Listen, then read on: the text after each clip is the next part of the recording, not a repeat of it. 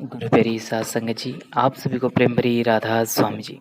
सात संगत जी, आज जो हम आपके लिए साखी लेकर आई, यह साखी बाबा जी महाराज जी के जो प्रसाद हम ग्रहण करते हैं उसके बारे में। देखिए, बाबा जी महाराज जी से जो हम प्रसाद लेकर आते हैं उसमें कितनी ताकत होती है। यदि आप जी भी बाबा जी महाराज जी के प्रसाद को हर दिन खाते हैं और अपने परिवारजनों को भी देते हैं, तो आप जी यह साखी अंत तक जरूर सुनिएगा, किस प्रकार से बाबा जी महाराज जी के प्रसाद को ग्रहण करने से हम में कितना बदलाव आता है और कितनी ताकत उसमें होती है। तो चलिए हम चलते हैं आगे। सात संगत जी, यह साखी एक सत्संगी परिवार की है। इस परिवार के सभी सदस्य बहुत सेवा और भजन सिमरन किया करते थे। परिवार के जो मुखिया और उनकी जो धर्म पत्नी थी, वे दोनों ही बड़े प्रेमी सत्संगी थे। वे दोनों बाबा जी महाराज जी के कोई भी भंडारा होता वह नहीं छोड़ते थे।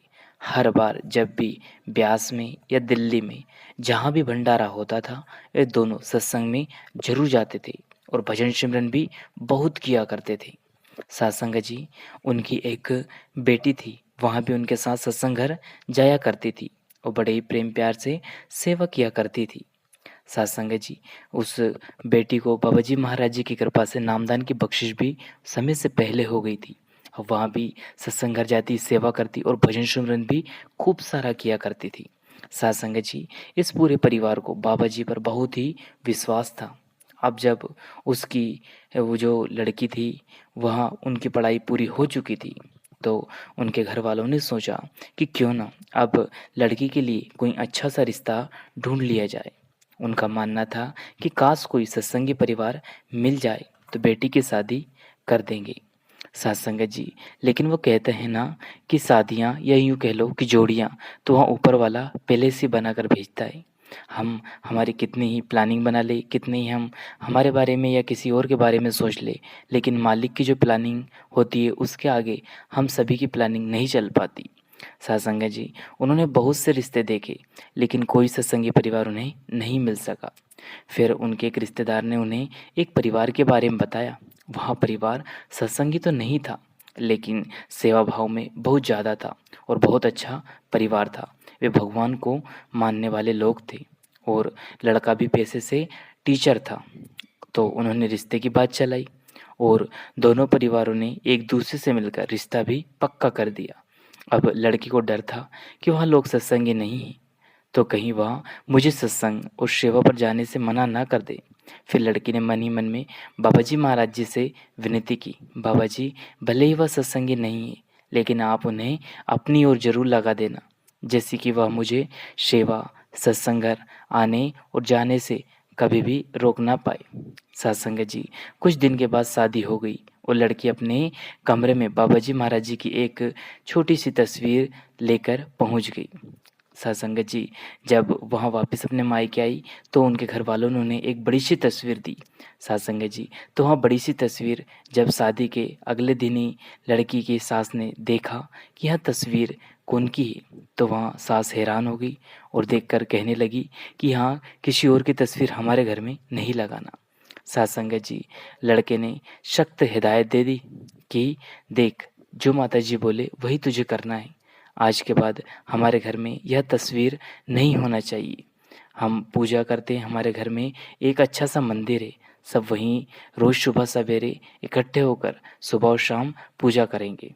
और जब हमारे कोई भी व्यक्ति मिलने आएंगे तो हमें अच्छा नहीं लगेगा कि यह व्यक्ति कौन है जिसकी आपने यह तस्वीर लगाई। यहाँ उस बुजुर्ग सास की, जो कि उस लड़की की सास थी, उसकी सोच थी। उसने यह कहकर उस लड़की को परेशान किया और बाबा जी महाराज जी की तस्वीर को वहाँ से उतरा दिया और लड़की को कह दिया, यह तस्वीर वापस अपने मायके दे देना, यह तस्वीर की कोई ज़रूरत नहीं है। अब वहाँ लड़की की नई नई शादी हुई थी, तो उसने भी चुपचाप अपनी सास की सारी बात मान ली और बाबा जी की जो बड़ी सी तस्वीर थी उसे अपने मायके वापस भेज दिया।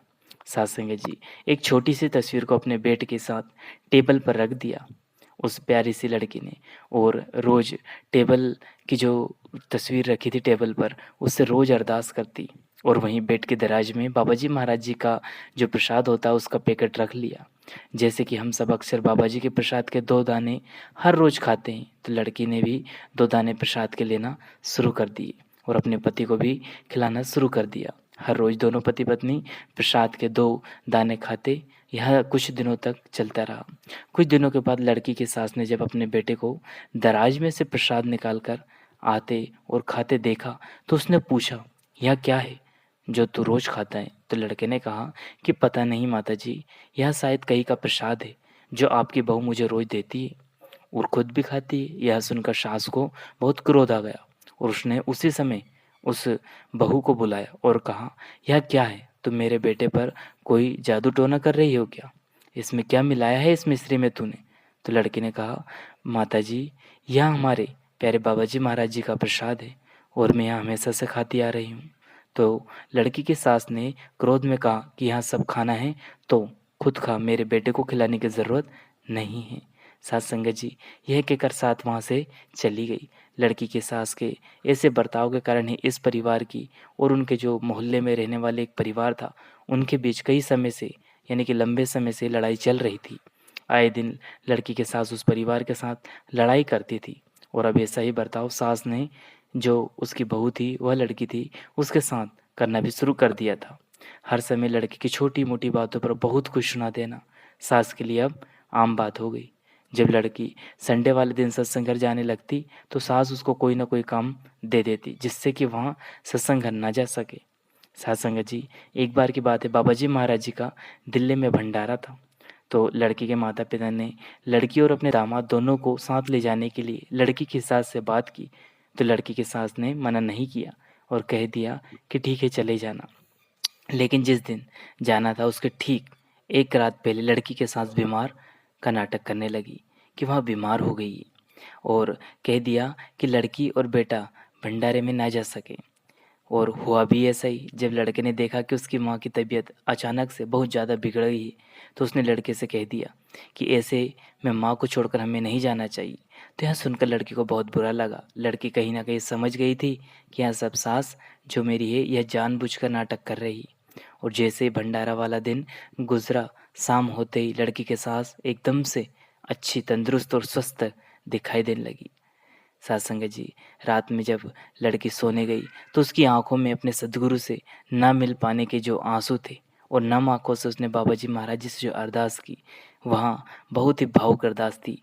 साथ संगत जी वह कहने लगी, हे मेरे सच्चे बादशाह, हे मेरे कुल मालिक, कुछ भी करके या तो इन लोगों को आपकी ओर लगा लो या फिर मुझे अपने पास बुला लो। ऐसे तो मैं जी नहीं पाऊंगी। साथ संगत जी जब कोई सदगुरु का प्यारा सदगुरु से अरदास करता है, तो सदगुरु उनके वचनों को हर हाल में ज़रूर पूरा करते हैं। साथ संगत जी वक्त अपनी गति से चलता रहा। वक्त गुजरने के बाद कुछ दिन के बाद इनके जो मोहल्ले में रहने वाले उनके पड़ोसी थे, उस परिवार ने लड़की के सास पर काला जादू करवा दिया। अब लड़की के सास जब भी रात को सोने जाती, तो उसको ऐसे-ऐसे डरावने सपने आते और उसको कुछ दिखाई देने लगा जिससे कि वह डर जाती और अब हर रोज़ ऐसा ही होने लगा। इस डर के कारण सास की नींद बिल्कुल कम हो गई। वहाँ अच्छे से सो नहीं पाती थी। उसको वे आवाज़ें उनके साथ-साथ घर में अन्य ऐसे सदस्य चलते-फिरते दिखाई देने लगे जिससे कि पूरे घर का माहौल बिगड़ सा गया और उसकी जो दिमाग की हालत थी वह भी खराब होने लगी। तो धीरे-धीरे इसकी सास यहाँ समस्या और बढ़ती गई और अब इसको आवाज़ें के साथ-साथ कमरे में कुछ दिखाई देने लगना शुरू हो गया, जिससे यहाँ और ज़्यादा डरने लगी और पूरी-पूरी रात बैठकर गुज़ारने लगी। साथ संगत जी उसी के साथ उसको नींद नहीं आती, तो वह नींद की गोलियाँ खाने लगी। अब इसकी हालत बहुत ज़्यादा खराब रहने लगी। कई बड़े-बड़े डॉक्टरों, वैद्यों, हकीमों, अनेक लोगों को दिखाए लेकिन किसी को कुछ समझ में नहीं आ रहा था। आखिर इसको बीमारी क्या है? कोई मानसिक तनाव कह देता, तो कोई कहता इन्हें बड़े लेवल का डिप्रेशन हो गया है। कोई दवाई असर इन पे नहीं कर सकती।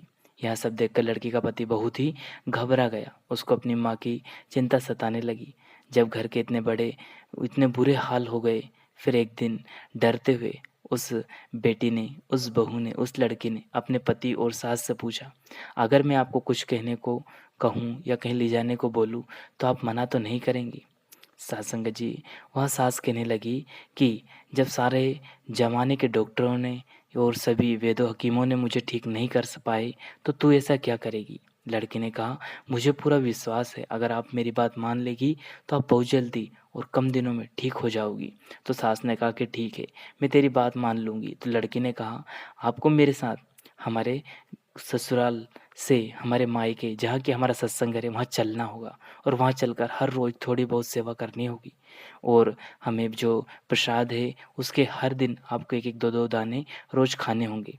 आप यकीन मानिए आप कुछ ही दिनों में एकदम से ठीक हो जाएँगी।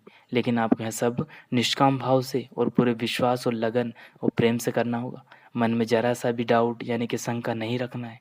तो लड़की का पति भी अपनी माँ को समझाने लगा कि जब इतना कुछ करके देख लिया तो यहाँ भी करके देख ही लेते हैं। लड़की की सास मान गई और लड़की के साथ सत्संग घर जाने लगी और वहाँ जाकर कई दिनों तक जब वहाँ सत्संग घर में सेवा की, वहाँ पे साफ-सफाई की, बड़े प्रेम प्यार से रोज़ प्रसाद खाने लगी और सेवा करके सास को खुद अपने अंदर एकदम से अलग-सा बदलाव दिखाई देने लगा।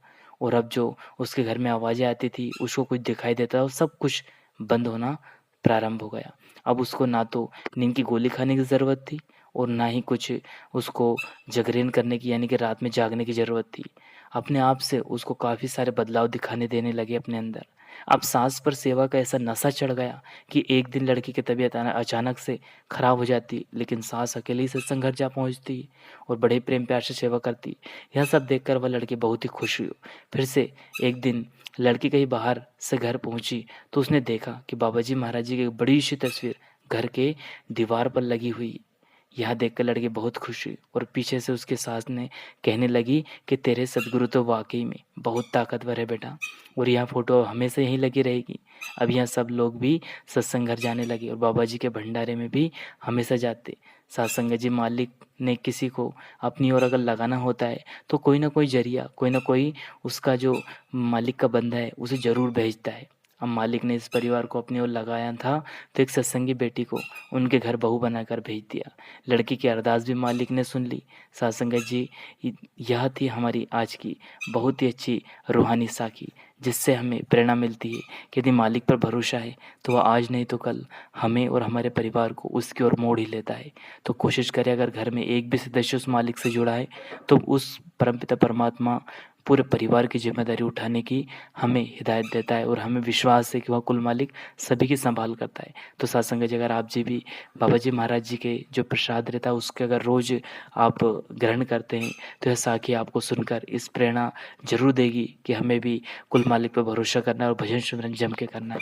सत्संग जी इसके साथ अपनी वाणी को विराम देते हैं। फिर मिलते हैं किसी और वीडियो में।